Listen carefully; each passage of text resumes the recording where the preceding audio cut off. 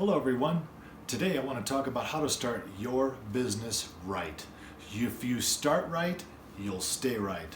Part number one, learn how to manage your money. What I want you to do when you're starting up your own business is start a separate checking account for your business only.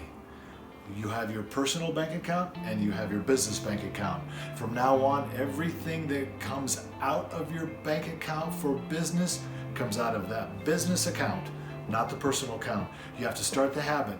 Every time you do anything with business, it comes out of the account. If you need to fund that, you take money out of your personal account, you put it into your business account as part of your equity that you're investing in your own company. So then that separate checking account, you'll be able to keep track of all your expenses, and you'll have it separate so that at the end of the year, when you go to do taxes, you'll have everything for business separated from your personal. Do not commingle the funds. A mistake that I made a lot of times was I accidentally bought a business expense with my personal debit card, and at the end of the year, you don't want to have to do that. You'll have to send money back and forth with an accountant or whoever helps you do taxes, and you'll have to take care of that mistake. In order to have a good tax return and to be able to get proper tax deductions for all your expenses on your business, you have to have a separate account, you have to keep track of your receipts, and you cannot commingle your funds. All right, that's step number one. Okay, step number two for starting your own business is how to set up your business entity. If you're going to start an LLC or an S-Corp, you're going to need to go to the Secretary of State website and fill out an application to get your LLC or S-Corp started. And you go there, and it takes about 30 minutes to an hour to set it up. You apply, and you have to be sure that your name is available, and then you pay the fee, fill out the application, and it's a pretty easy process.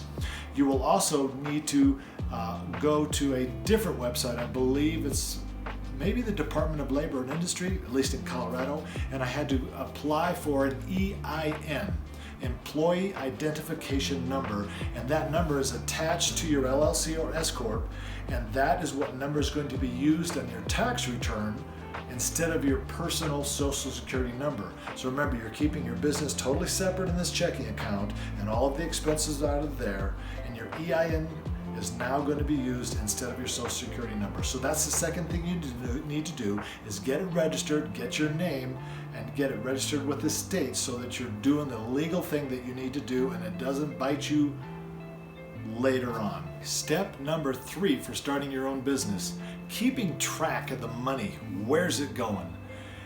The biggest mistake that I see a lot of people make, and I also made the same mistake many times, is not keeping track of all the money that you're spending out of that business account that you've started. So I personally use QuickBooks to keep track of all my expenses. But in addition to QuickBooks, you need to have a running total of all the expenses for your business, such as the different tools that you buy, apps that you apply for, memberships or subscriptions to different things, so that as you keep track of that money, let's say you got a $20 monthly expense and then a $19 monthly expense and then a $99, that's going to grow. Those are fixed expenses that you need to keep a track of and keep some kind of a log or some kind of a piece of paper where you document, this is how much I'm spending every single month. That is very important to do, because as that grows, the money that's in your bank account is going to be spent really fast. So you need to keep track of that, and then you may have to put new money in. But as your money grows, as your business grows, you'll have to start really thinking like, whoa, I'm spending a lot of money here. Who's keeping track of this? So that's why having that running total will really help you to manage your budget. So then as you start spending money for advertising or another cell phone or any other expense, you'll be able to keep track of that and know what your budget is, and you won't go over budget if you keep track of it every single month. Step number four for starting your own business is how to create a creative workspace that works for you. I've made the mistake of having my business and all my paperwork in one place and then in another place, and I wasn't organized. If you want to have the ability to sit down and do some work really productive and really efficient, create your own space. whether it's in an office or some little nook somewhere.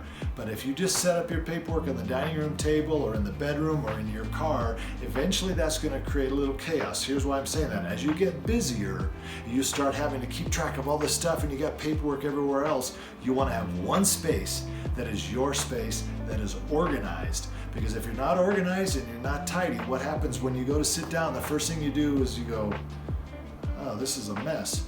All of a sudden you're not feeling very creative or inspired to get to work. But when you sit down to an organized space where you got everything laid out, your computer and all your paperwork and everything, you sit down and you're like, all right, let's get to work. Because it's organized and you will then be inspired to get to work. So that's an important step number 4 for how to create a good working space for your business. All right, that's all I got for today. That was 4 steps to start your own business. So I hope you like this. Please subscribe to the channel, hit the like button, subscribe.